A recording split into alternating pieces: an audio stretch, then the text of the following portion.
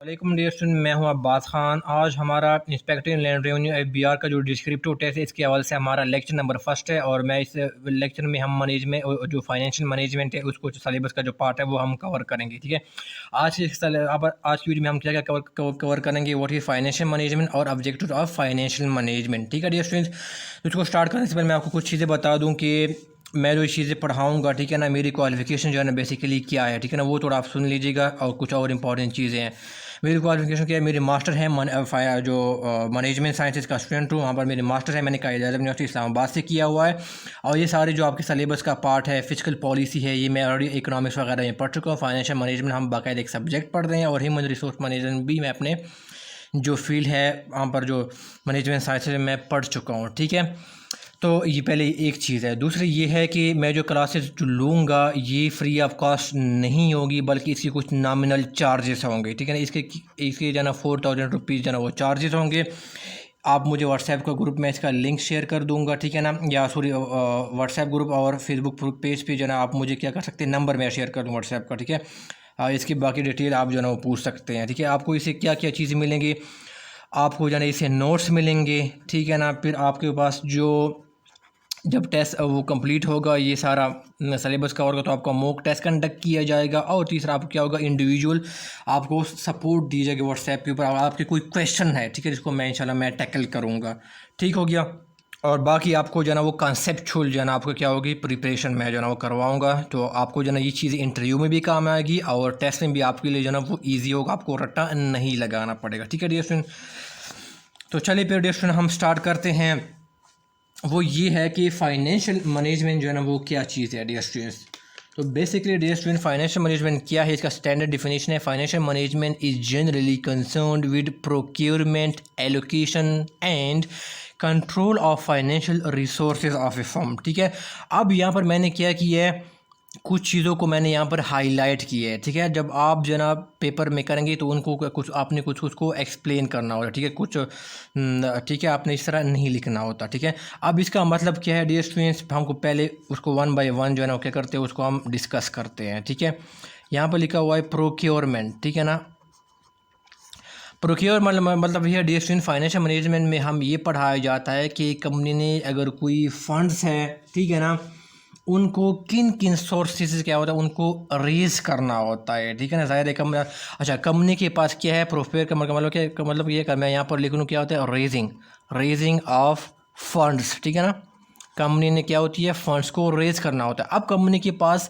मुख्तलिफ़ किस्म की वेज होती है। एक होती है कंपनी के पास क्या होती है इंटरनल, एक होती सॉरी मैं पहले एक्सटर्नल को ले लूँ, एक्सटर्नल रिसोर्सेज। ठीक है ना, उनसे क्या होती है, उसने जो वो पैसे है फंड है उनको जनरेट करना होता है। वो एक्सटर्नल रिसोर्सेज क्या है कि कंपनी क्या करती है, या तो क्या करती है अपने शेयर्स, ठीक है ना, कंपनी क्या करती है अपने शेयर्स को क्या करते हैं उनको इशू करती है, उनसे क्या करती है फंड को जनरेट किया जाता है।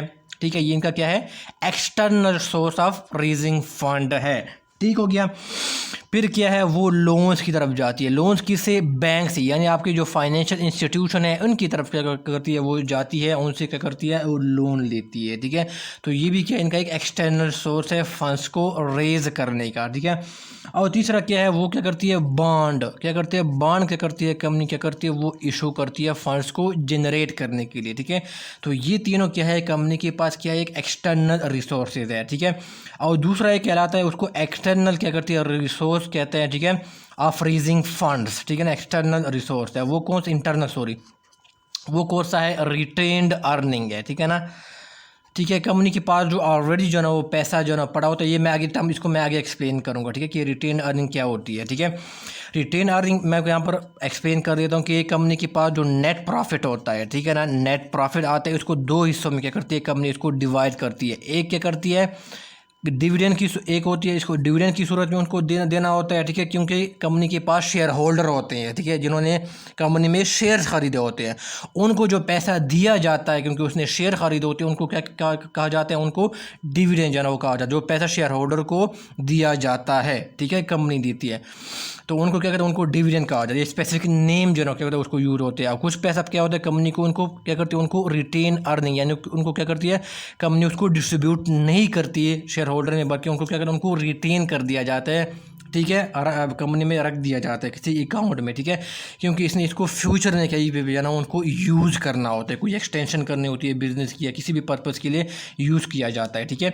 तो यहाँ पर क्या है कि जो है ना रिटेन अर्निंग क्या है, कंपनी का एक इंटरनल सोर्स है, ठीक है, वो भी इसको यूटिलाइज़ कर सकती है फंड को हासिल करने के लिए, ठीक है।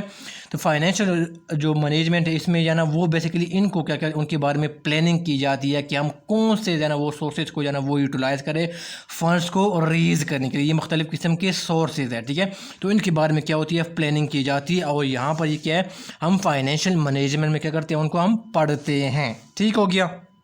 अच्छा डियर, मैं इसको बता दूँ इसको क्यों जाना प्लानिंग की जाती है, क्योंकि इसकी रीज़न ये है ना कि इन सब की जाना एक अलग कास्ट होती है, ठीक है ना, कास्ट होते हैं। मिसाल के तौर शेयर अगर आपने कंपनी ने शुरू की है तो उसकी कास्ट क्या है, उसको डिविडेंड पे करना पड़ता है, बैंक ने लोन नहीं है तो उसको इंटरेस्ट पे करना पड़ता है, बैंक और बॉन्ड्स है तो इनके ऊपर क्या उनको इंटरेस्ट पे करना पड़ता है, ठीक है ना। तो इनकी अलग अलग क्या होती है, कास्ट होती है। तो कंपनीज के बारे में प्लानिंग करती है कि हम कौन से क्या क्या कम्बिनेशन को हम ले लें, इसे हम अपने फंड्स को जनरेट करें, ठीक है, क्योंकि हर एक की अलग अलग कास्ट होती है। तो कंपनीज के बारे में क्या होती है, प्लानिंग करती है, ठीक है।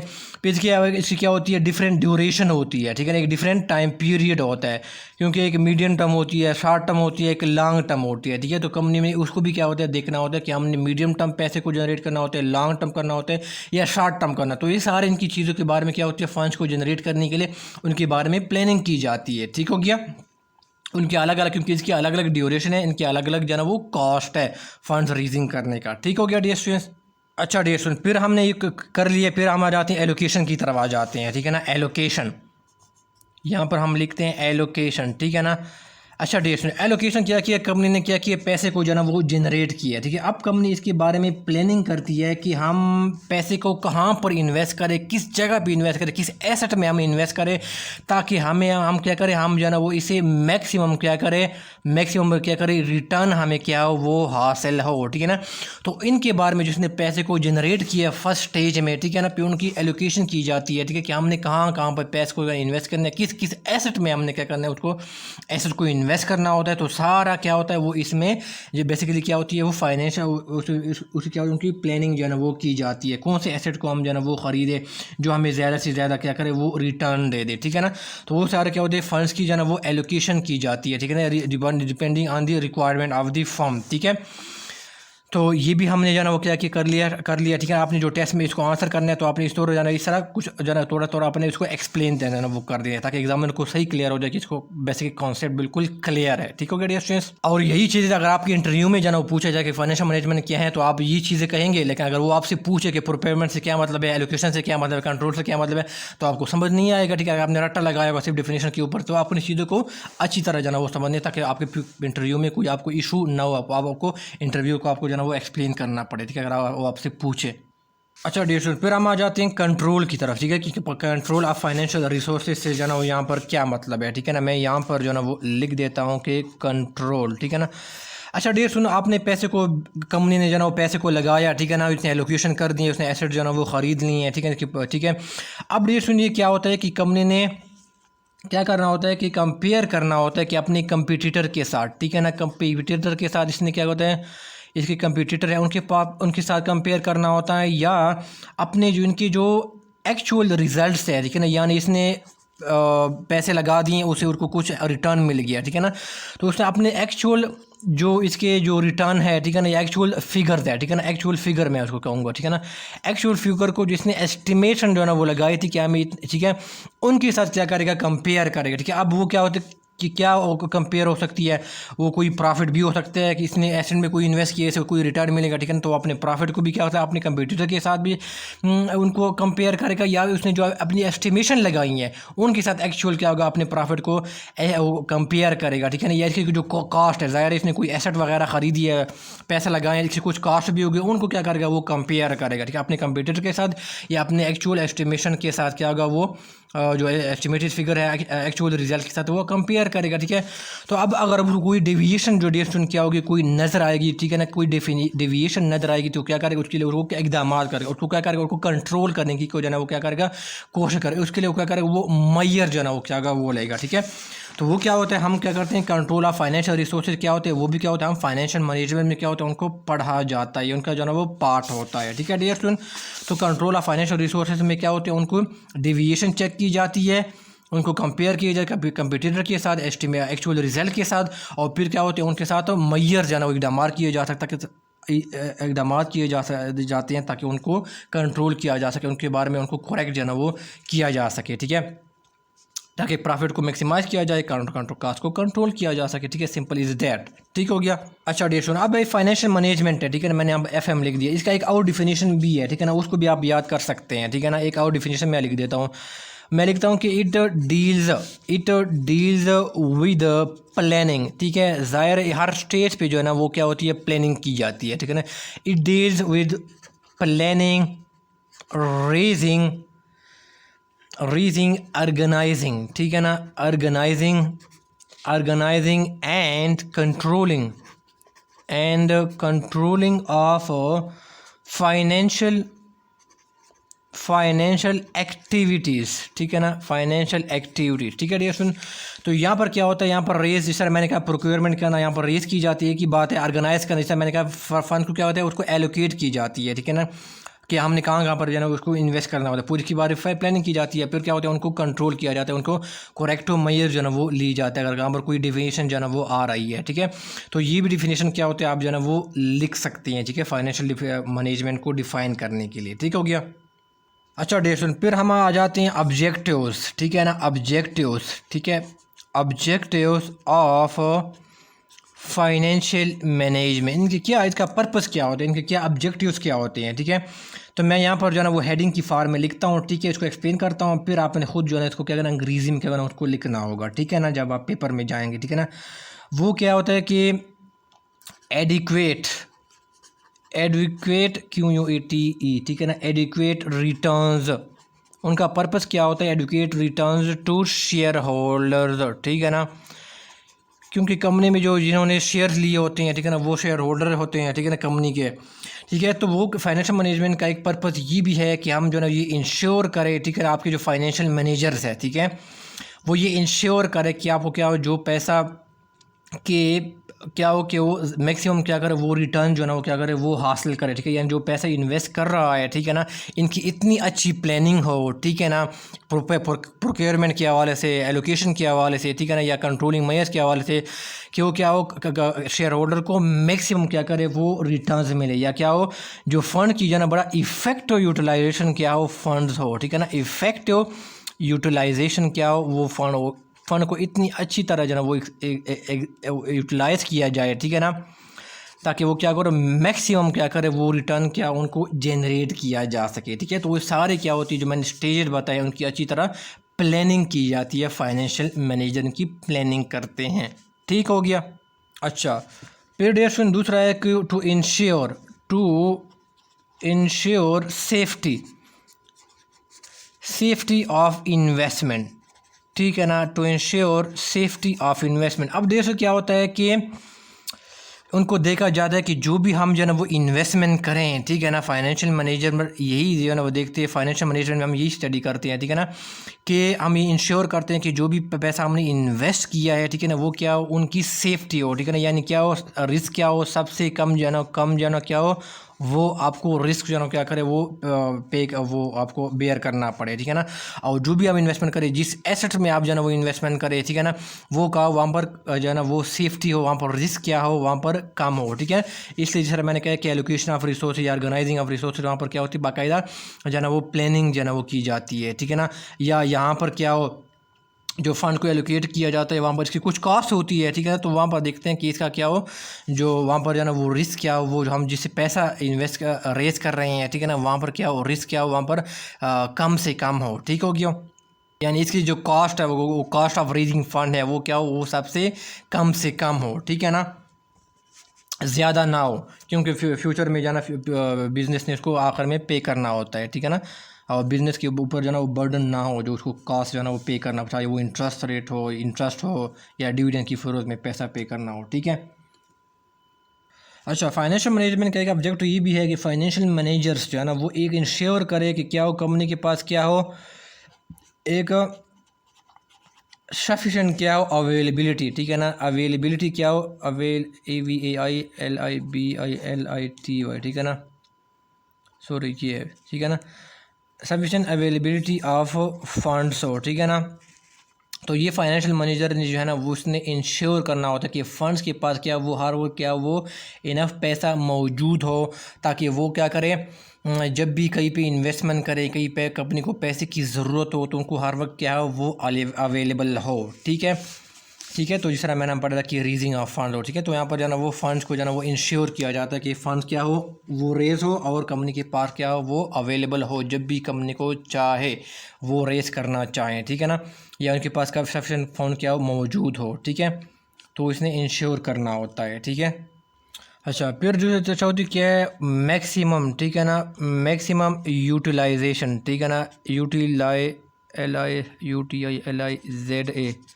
मैक्सिमम यूटिलाइजेशन ऑफ फंड हो। ठीक है ना, तो फाइनेंशियल मैनेजमेंट में हम ये पढ़ते हैं, ठीक है, इसमें फाइनेंशियल मैनेजर जो है ना उसने शेयर करना होता है कि कंपनी के पास पैसा जो होता है उनको क्या करे, उनकी मैक्सिमम क्या करे वो यूटिलाइजेशन करे, यानी कोई क्या जो है ना वो आइडियल है ना, कोई फारग पैसा ना पड़ा हो, बल्कि उनके क्या हो प्रॉफिट जो है ना वो सही तरह जो है ना वो यूटिलाइजेशन हो। ठीक है ना, और दूसरी ये भी है कि वो इंश्योर करे किसकी जो है ना वो कॉस्ट ऑफ, ठीक है ना, जो कॉस्ट ऑफ फाइनेंस है, ठीक है ना, कॉस्ट ऑफ फाइनेंस क्या है वो कम से कम हो। ठीक है, जिस तरह मैंने बताया है यहाँ पर जो ऊपर बताया है कि कंपनी जो भी पैसा रेज करती है उनकी कुछ जो है ना वो कॉस्ट होती है। ठीक है ना, ये देखो शेयर अगर इसने इशू करना है तो डिविडेंड पे करना पड़ेगा कंपनी को, बैंक से लोन लेने पे भी इंटरेस्ट है, बॉन्ड्स के ऊपर जो है ना वो इंटरेस्ट है। ठीक है, तो वो ये इंश्योर करना होता है कि इससे क्या वो ऐसा पैसे को जनरेट करे जो मुख्तलिफ सोर्सेज वो यूज़ करे, उनकी कम से कम क्या हो कॉस्ट ऑफ फाइनेंस, इसी कम से कम क्या हो वो कॉस्ट हो। ठीक है, कंपनी को बेयर करना पड़े। तो फाइनेंशियल मैनेजर जो है ना, फाइनेंशियल मैनेजर में हम ये भी चीज़ें क्या करते हैं उनको पढ़ते हैं, और फाइनेंशियल मैनेजर जो है ना उन्होंने ये क्या होता है उनको इंश्योर करना होता है। ठीक है ना, मिनिमम, ठीक है ना, मिनिमम कॉस्ट ऑफ फाइनेंस हो। ठीक है, इसको आप जो है ना वो अलग हेडिंग भी जो है ना वो बना सकते हैं। ठीक है ना, और इनकी जो है ना वो एग्जांपल भी दे सकते हैं। ठीक है, कि इनकी से कम कॉस्ट हो। ठीक है, तो अलग हेडिंग में भी इसको लिखा जा सकता है। ठीक है, अच्छा डियर स्टूडेंट, हम इसमें वीडियो में एक और चीज़ डाल लेते हैं। ठीक है, मैं एक्सपेक्ट कर रहा था कि वीडियो काफ़ी लंबी हो जाएगी तो हम सिर्फ 2 टॉपिक ही कवर कर सकेंगे, लेकिन अभी है तो हम जाना वो स्कोप ऑफ, ठीक है ना, एक और टॉपिक भी हम एजेंडे में डाल लेते हैं, इसको भी कवर कर लेते हैं, स्कोप ऑफ फाइनेंशियल मैनेजमेंट। ठीक है ना, FM इसको कहा जाता है, फाइनेंशियल मैनेजमेंट। ठीक हो गया, तो हम ये भी साथ जो है ना वो कवर कर लेते हैं। ठीक है ना, तो ये कवर हो जाएगा स्कोप ऑफ फाइनेंशियल मैनेजमेंट, या इसको हम और कह सकते हैं कोर या मेन फाइनेंशियल मैनेजमेंट डिसीजंस। ठीक है ना, ये भी आप कहते हैं उनको कह सकते हैं। ठीक है ना, या स्कोप ऑफ फाइनेंशियल मैनेजमेंट। ठीक है ना, तो बेसिकली डेयर क्या होता है कि इसमें 3 किस्म की जो है ना वो मेन क्या होती है, जो स्कोप ऑफ फाइनेंशियल मैनेजमेंट, इसमें 3 किस्म की जो है ना वो डिसीजन जो है ना वो आती है। ठीक है ना, पहले को डिसीजन कहा जाता है इन्वेस्टमेंट डिसीजन जो है ना वो होती है। ठीक है ना, पहला। दूसरा ये है उनमें फाइनेंशियल डिसीजन है। ठीक है ना, और तीसरा क्या है वो है डिविडेंड। ठीक है ना,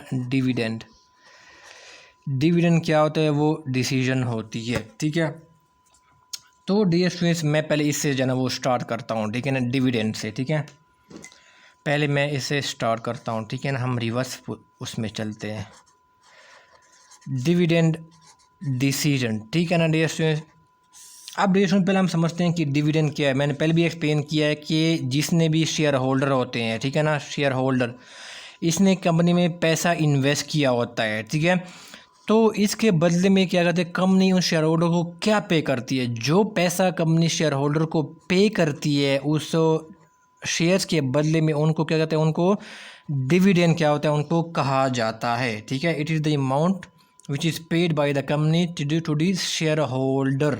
ठीक है, क्योंकि वो कंपनी क्या होता है वो शेयर जो क्या कहते हैं वो होल्ड करते हैं, इसके बदले कंपनी उनको पैसा पे करती है। ठीक है, और उनको क्या कहते हैं उनको डिविडेंड क्या होती है वो कहा जाता है। ठीक है, अब देखो ये कंपनी क्या होती है, उनके पास जो नेट प्रॉफिट होती है। ठीक है, कंपनी क्या होती है नेट प्रॉफिट जो है ना वो कमाती है। ठीक है, जो मैनेजमेंट साइंसेस की स्टूडेंट होंगे उनको पता होगा ये नेट प्रॉफिट क्या होती है। ठीक है, नेट प्रॉफिट एक प्योर प्रॉफिट होते हैं। ठीक है ना, जो सब कुछ माइनस करने के बाद बिजनेस के जितने भी एक्सपेंस, मैं सादा तरीन अल्फाज में बताता हूँ। ठीक है, जो जितने भी बिजनेस के एक्सपेंसेस है वो माइनस करके इसके पास जो कंपनी के पास रह जाती है उसको नेट प्रॉफिट कहा जाता है। सादा तरीन अल्फाज में मैंने बता दिया है। ठीक है ना, ठीक है, ये इसको प्योर प्रॉफिट भी कहा जाता है। ठीक है ना, बिल्कुल प्योर प्रॉफिट। ठीक है ना, तो अब क्या होता है उनको 2 हिस्सों में क्या कहते हैं उनको डिवाइड किया जाता है। ठीक है ना, कंपनी एक को होता है उनको डिविडेंड इससे पे की जाती है। ठीक है ना, शेयर होल्डर को पैसा दिया जाता है, और एक को रिटेन अर्निंग। ठीक है ना। उन कुछ पैसे को बिज़नेस में उनको रिटेन किया जाता है। क्यों रिटेन किया जाता है? क्योंकि बिज़नेस ने आगे फ्यूचर में इनको कहीं ज़रूरत पड़ सकती है, ठीक है ना। तो इसने फ्यूचर में इस रिटेन अर्निंग को क्या होता है, उनको यूटिलाइज़ करना होता है, ठीक है। तो ये नेट प्रॉफिट को दो हिस्सों में क्या होता है, बिजनेस को, कंपनी इसको डिवाइड करती है, ठीक है। तो अब क्या होता है, डिविडेंड डिसीजन क्या होती है, डिविडेंड को आपको पता चल गया है, ठीक है ना। तो क्या होती है डियर स्टूडेंट, कम जो उसमें ये होती है, डिसीजन इसलिए ली जाती है डिविडेंड के हवाले से, ठीक है ना। डिविडेंड के हवाले से इस तरह डिसीजन ली जाती है कि कंपनी ने डिसाइड किया होता है कि हम जो है ना वो रेट क्या कहते हैं, उनको डिसाइड किया, उनके बारे में डिसीजन ली जाती है कि हम शेयर होल्डर को कितना डिविडेंड क्या करें, उनको पे करें, ठीक है। एक रेट, एक अमाउंट क्या होती है, उनको तय की जाती है, ठीक है। और ये जो डिसीजन ली जाती है वो बड़ी कम्प्लेक्स किस्म की जो है वो डिसीजन होती है, और उनके बारे में काफ़ी जो है वो सोच विचार जो है वो की जाती है, ठीक है। कंपनी जो है वो करती है, ठीक है, कि कितना हम जो है वो रेट जो शेयर होल्डर को पे करें, ठीक है। तो क्या होती है, जो कंपनी होते हैं उनके बारे में क्या होती है, डिविडेंड के हवाले से उनको डिसीजन मेकिंग उनको जो है वो करना पड़ता है, ठीक हो गया डियर स्टूडेंट, कि व्हाट रेट जो है ना वो rate is to be decided about dividend, ठीक हो गया। तो ये इस हवाले से हमने इसको डिविडेंड डिसीजन के हवाले से हमने इसको पढ़ लिया है, ठीक हो गया। फिर आप आ जाती हैं फाइनेंशियल डिसीजन, ठीक है। फिर आ जाती है फाइनेंशियल डिसीजन। इसमें डियर स्टूडेंट क्या होता है कि जो कंपनी ने पैसे को रेज़ करना होता है उनके बारे में क्या होती है वो डिसीजन की जाती है, ठीक है। कंपनी ये डिसाइड करती है कि टाइप ऑफ सोर्स को हम क्या करें, वो कौन सा जो है ना वो यूज़ करें, which type of source to be used. मैंने बताया है पिछले के इंटरनल सोर्स भी होती है, जिसे मैंने बताया शेयर को इशू करना, बैंक से लोन है, बॉन्ड इशू करना। एक इंटरनल जो है ना वो रिसोर्सेज नहीं है, सॉरी मैंने गलत यूज़ किया, ये सोर्सेज है, ठीक है, रिसोर्सेज, ठीक है, सोर्सेज है। और एक होती है एक्सटर्नल सोर्स, ठीक है। इसमें हम क्या कहते हैं, इसमें इंटरनल सोर्स है, रिटेन अर्निंग है, ये क्या है, एक्सटर्नल सोर्सेज है, ठीक है। तो ये क्या होती है, नेचर ऑफ जो है ना सोर्स के ऊपर जो है ना कंपनी ने डिसाइड करना होता है किसको हम क्या करें, यूज़ करें, किस कम्बिनेशन के साथ जो है ना वो हम जाएँ। तो इनमें क्या होती है, यहाँ पर जो है ना वो डिसीजन मेकिंग जो है ना वो क्या होती है वो की जाती है, ठीक है ना। Decision regarding type of source जो है ना वो यूज्ड। तो आप इसको यहाँ पर भी इसका हवाला दे सकते हैं, ठीक है, कि इनके हवाले से जो है ना वो डिसीजन मेकिंग जो है उसने करनी होती है, ठीक है, अगर इसने जो है ना पैसे को जो है ना वो रेस करना होता है, ठीक है ना। फिर इसका मुख्तलिफ़ किस्म का जो है ना वो पीरियड होता है, ठीक है ना। पीरियड ऑफ फाइनेंसिंग कुछ शॉर्ट टर्म होती है, कुछ लॉन्ग टर्म होती है, ठीक है ना, कुछ मीडियम टर्म होती है। तो इसके हवाले से भी क्या होता है, कंपनी ने क्या होते हैं उनको डिसीजन जो है ना मेकिंग क्या होती है वो करना होती है, ठीक है। मिसाल के तौर पर अगर बैंक ने इसने लोन लिया होता है, लोन लेना होता है, तो उसके बारे में डिसीजन की जाती है कि हमने शॉर्ट लेने हैं, लॉन्ग लेने हैं, और depending on the requirement of the company, ठीक है। कंपनी अपनी रिक्वायरमेंट को देखती है, ठीक है, कि वो करंट एसेट को परचेज़ करने के लिए लेती हैं या फिक्स एसेट को परचेज़ करने के लिए लेती है। अगर वो फिक्स एसेट को परचेज़ करने के लिए लेती है फिर तो लॉन्ग टर्म लोन लेगी। अगर वो करंट एसेट को परचेज़ करने के लिए लेती है तो फिर शॉर्ट टर्म जो है वो क्या होगी, वो लोन की तरफ क्या होगी, वो जाएगी, ठीक है। इस तरह क्या होती है, उनका अपना पीरियड होता है, ये इशू को, शेयर को इशू करने का लॉन्ग टर्म पीरियड होता है, ठीक है। तो सारा क्या होता है, कंपनी ने उसको ऊपर जो है ना वो डिसीजन का क्या होती है वो करनी होती है, ठीक है। फिर उनकी जो है ना वो कॉस्ट ऑफ फाइनेंसिंग भी है, ठीक है ना। जिस तरह मैंने बताया कि बैंक से लोन लेती तो उसका जो है ना वो इंटरेस्ट पे करना पड़ता है उनका जो है ना वो, ठीक है। शेयर को इशू करना होता है तो फिर इसका जो कॉस्ट है वो भी डिविडेंड है, बॉन्ड के ऊपर इंटरेस्ट है, ठीक है। तो उनके हवाले से भी क्या होते हैं वो डिसीजन जो है ना वो की जाती है कि कॉस्ट ऑफ फाइनेंसिंग के हवाले से, ठीक है, कि हम किस जो है ना वो किस के साथ जो है ना वो हम जो है ना वो जाए, ठीक है, ताकि हमारा जो कॉस्ट जो है ना वो हमें मिनिमम से मिनिमम क्या होगा वो बेयर करना पड़े, ठीक है ना। कौन सा जो है ना वो हमें ज़्यादा प्रॉफिटेबल होगा, ठीक है, किस कम्बिनेशन के साथ जो है ना वो हम जाएं जिसकी कॉस्ट जो है ना वो मिनिमम से मिनिमम जो है ना वो हो, ठीक है। तो वो सारे क्या होती है, इनके हवाले से क्या होती है फाइनेंशियल डिसीजन जो है ना क्या होती है वो की जाती है, ठीक है, फंड्स को रेज करने के लिए। फिर डेट आखिर में आ जाती है आखिर में इन्वेस्टमेंट डिसीजन जो है ना वो आ जाती है, ठीक है ना। तो क्या होती है, इन्वेस्टमेंट डिसीजन जो है ना वो क्या होती है वो की जाती है, ठीक है। ये तो क्या फाइनेंशियल डिसीजन क्या हुआ, रेजिंग, ठीक है ना, रेजिंग ऑफ फंड्स के हवाले से, ठीक है ना। अब इन्वेस्टमेंट डिसीजन क्या है, उसमें से कंपनी डिसाइड करती है, इट इंक्लूड्स इन्वेस्टमेंट, ठीक है ना, इन्वेस्टमेंट इन फिक्स्ड एसेट, ठीक है ना। फिक्स एसेट क्या होती है, जो बिज़नेस ने एक लंबे अरसे के लिए क्या होता है उनको यूज़ करना होता है, ठीक है ना। Assets purchase for long term use, ठीक है ना। तो ये मैं आगे जाके जो बैलेंस शीट मैं पढ़ाऊँगा वहाँ पर ये सारी चीज़ें मैं क्या करूँगा डिटेल के साथ जो है ना वो कवर करूँगा, ठीक है। तो बस आप इतना जान लीजिएगा फिक्स एसेट क्या होती है, जो बिज़नेस ने लंबे अरसे के लिए क्या होता है उसको यूज़ करना होता है, ठीक है, यूटिलाइज़ करना होता है वो एसेट। जैसे क्या हो गया, बिल्डिंग हो गया, मशीनरी हो गया, प्लांट हो गया, ये सारे क्या है फिक्स जो है ना वो क्या होता है एसेट है। बिज़नेस ने लंबे अरसे के लिए क्या होता है वो चलाना होता है, ठीक है। तो कंपनी न्यूज़ के हवाले से क्या होती है डिसीजन जो है ना वो करनी होती है कि हम क्या ना किस फिक्स एसेट में क्या करें, हम इसको इन्वेस्टमेंट करें, कौन सा फिक्स एसेट जो है ना वो हम जो है ना वो ख़रीदें, ठीक है। तो उनके हवाले से क्या होती है उनको डिसीजन मेकिंग की जाती है, ठीक है। फिर क्या होता है एक और होती है करंट एसेट होती है, ठीक है ना, करंट एसेट। ये आगे हम चल के डिटेल में डिस्कस करेंगे। वो क्या होती है कि करंट एसेट क्या होती है जो कि क्या हो जो जिसको जो है ना एक विद इन 1 ईयर क्या हो जिसमें विद इन 1 ईयर, ठीक है, मैं यहाँ पर एक लिख देता हूँ विद इन 1 ईयर क्या हो जिसने कैश में क्या होता है उनको कन्वर्ट होते हैं, ठीक है। विद इन 1 ईयर कैश के अंदर क्या होते हैं, कैश के अंदर क्या होते हैं वो कन्वर्ट जो होते हैं उसको हम करेंट एसेट कहते हैं, ठीक है ना। जैसे क्या हो गया इन्वेंट्री हो गया, ठीक है ना। ज़ाहिर है कंपनी क्या होती है इन्वेंट्री को ऐसी चीज़ें जो बिक जाती हैं, ठीक है ना, विद इन 1 ईयर क्या होती है वो कंपनी उसको निकाल लेती हैं, ठीक है ना, या जल्दी बिक जाती है जो भी। लेकिन मेन पर्पज़ ये कि with in 1 year less than 1 year क्या होती है उनको बिक जाती है, ठीक है, उसको कैश में कन्वर्ट कर लिया जाता है, ठीक है ना। फिर ऑलरेडी एक कैश भी क्या है कि करंट एसेट होता है ऑलरेडी कैश की फॉर्म में मौजूद है, ठीक है ना। एक अकाउंट रिसीवेबल है, ठीक है ना, ये सारी चीज़ें हम डिस्कस करेंगे आगे, ठीक है। तो ये सारे क्या है करंट एसेट है, ठीक है ना। तो कंपनी क्या करती है उसके हवाले से क्या होता है मुख्तलिफ़ किस्म की जो है ना वो डिसीजन मेकिंग क्या होती है वो करती है, ठीक है। तो वो सारे क्या होती है हमने कहाँ पर पैसे को क्या कहते हैं उनको इन्वेस्ट करना होता है, ठीक है। तो वो सारा जो है ना क्या होती है वो इसमें क्या होती है वो की जाती है, ठीक है। मिसाल के तौर पर कंपनी मैं बता दूँ इन्वेंट्री में से एग्जांपल दे रहा हूँ, ठीक है ना। इन्वेंट्री कंपनी ने कोई ख़रीदनी होती है, स्टॉक ख़रीदना होता है तो इसने मुख्तलिफ़ सप्लायर से ख़रीदना होता है। तो उसके हवाले से क्या होती है देखो कि किन किन सप्लायर से हम जो है ना मिनिमम जो है ना वो कम से कम कीमत पे जो है ना वो क्या करे वो ख़रीद ले। मैं वैसे एग्जांपल दे रहा हूँ, ठीक है। तो यही कह दे क्या है ये सारा क्या वो इन्वेस्टमेंट डिसीजन में क्या होते हैं वो आता है, ठीक है। तो डियर स्टूडेंट्स आज की वीडियो में यही है, ठीक है ना। मैंने ये पूरी चीज़ जो है ना वो 3 जो मेन टॉपिक्स थे वो मैंने क्या किए डिस्कस किए हैं, ठीक है। और इसके अलावा अगर मैं आपको बता दूं कि हमारा जो ये कोर्स होगा, ठीक है ना, ये बेसिकली 2 मंथ्स का जो है ना वो क्या होगा ये कोर्स होगा, ठीक है। इसको कवर किया जाएगा। मैंने बता दिया कि ये पेड क्लासेस है, 4000 रुपीज़ जो है ना वो आपको जो है ना वो पे करना पड़ेगा, ठीक है ना। ये फ्री ऑफ कॉस्ट क्लासेस इस बार नहीं है, ठीक है। और मैं यूट्यूब पे जो है ना वो 5 से जो है ना वो 6 लेक्चर डालूंगा। जिन्होंने ऑलरेडी देखा हुआ है उनको पता है मैं कैसे पढ़ाता हूँ, जिन्होंने नहीं देखे फर्स्ट टाइम है तो आप इसको वीडियो को देख सकते हैं और फिर आप डिसाइड कर सकते हैं, ठीक है।